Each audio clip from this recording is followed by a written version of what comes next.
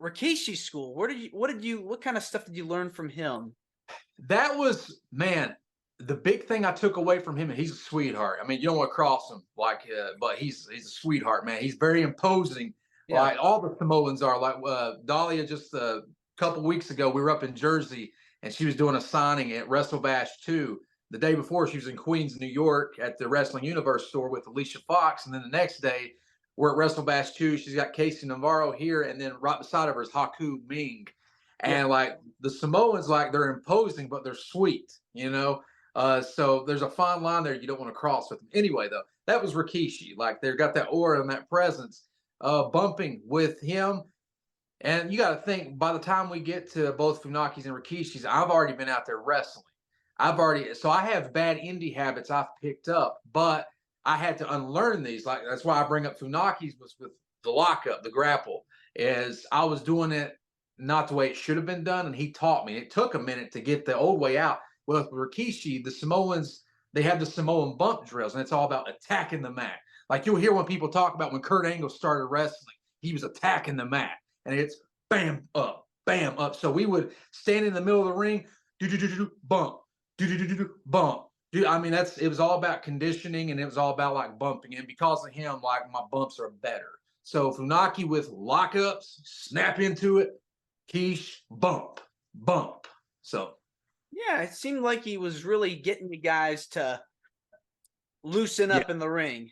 yeah, a lot of cardio, man. Like just it was real. It was conditioning. That's what it was. It was like a lot of conditioning because there's a huge difference between running on a treadmill or doing a stairmaster at the gym and getting in the ring. Two different worlds, man. I've seen guys that physically you would be like, oh, okay, they're out of shape, and they'll get in the ring and they'll blow up a big jacked guy, you know, like it's pretty funny.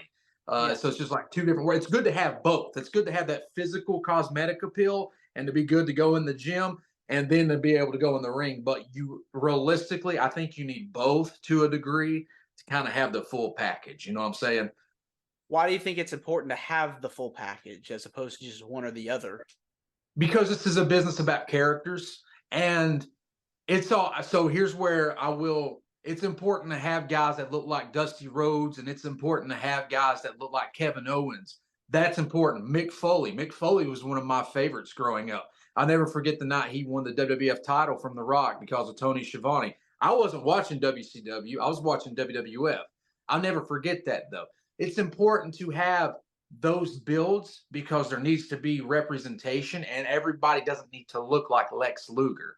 Right. However, though, on that same coin, the flip side of that coin, this is a business about characters. Why did Vader stand out? Well, Vader was a big guy, but he had a look. Why did Dusty Rhodes stand out? Well, he's a big guy, but there was something about him, the curly hair, the talking. He could go in the ring. You know what I mean? Yeah. But then it's a business, like I said, it's about characters. So if you don't have something special about you like Dusty, like Vader, like Mick, like any of those guys, you're going to need to cosmetically look like a character. Like you're going to really need to look like, and I'm not saying you have to be shredded, but if you got the package of, hey, I look like I'm an athlete, because not everybody wants. I don't want to go to if I'm just Joe Schmo. I don't want to go to my local wrestling show or to WWE or AEW and look at somebody that looks like my next door neighbor. You know what I'm saying? Yeah, I see your point. It takes it, but then again, there's a fine line there, like Mikey Whipwreck from ECW. There's a Spike Dudley. There's a fine line. It's okay to have one of those guys or two of those guys. Everybody can't look like that, though. Just like everybody can't look like Batista. You Mhm. know, it's got to be a buffet. It has to be. A That's the happy reason. medium. Exactly. Well, that's the reason the Attitude Era worked so well because you had your cruiserweights, you had your hardcore match, you had your divas match, you had your main event, your tag matches. Like Right. there's got to be a buffet for all this stuff, and it's a very fine line. So that's why I think it's important. Character.